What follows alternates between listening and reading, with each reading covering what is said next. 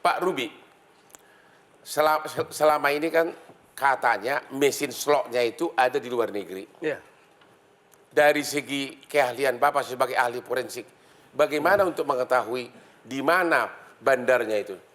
Ya, bandarnya sebenarnya kalau yang kita sudah analisa, bandarnya umumnya adalah yang besar-besar itu internasional. Ya. Nah, yang pelaku ataupun yang melakukan sebagai bandar di lokal itu sebenarnya dia semacam kayak reseller.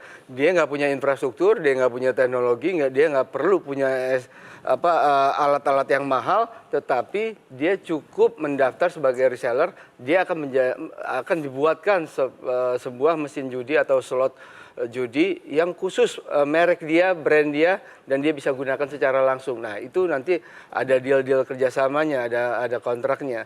Nah, yang lokal ini biasanya hanya operasional tanpa perlu pernah kita ungkap atau pernah terungkap juga bahwa ada pelaku seorang ibu-ibu biasa, rumah tangga biasa, tapi dia pernah kerja di sebuah bandar judi di luar, lalu dia balik ke Indonesia, dia bisa membuat judi online yang sama seperti bosnya di luar negeri.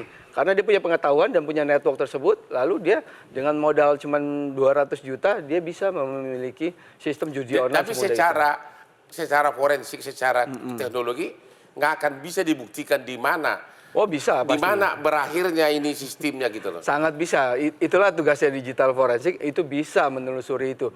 Karena pasti IP address itu akan reside akan reside di sebuah negara, di sebuah tempat tertentu. Itu menurut yang Anda tahu, apakah IP address itu memang hampir semuanya di luar negeri?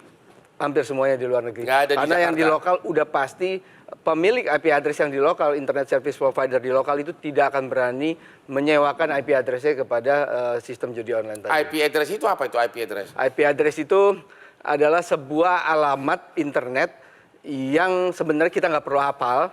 Kalau kita buka misalnya metrotv.com, itu namanya nama domain. Ya. Sebenarnya di belakangnya itu ada sebuah IP address khusus yang akan merujuk kepada metrotv.com. Nah, tapi kalau untuk orang awam kan kalau ngapalin IP address misalnya metrotv.com 202.111 titik berapa-berapanya itu, orang awam kan tidak akan hafal. Makanya dibuatlah nama domain.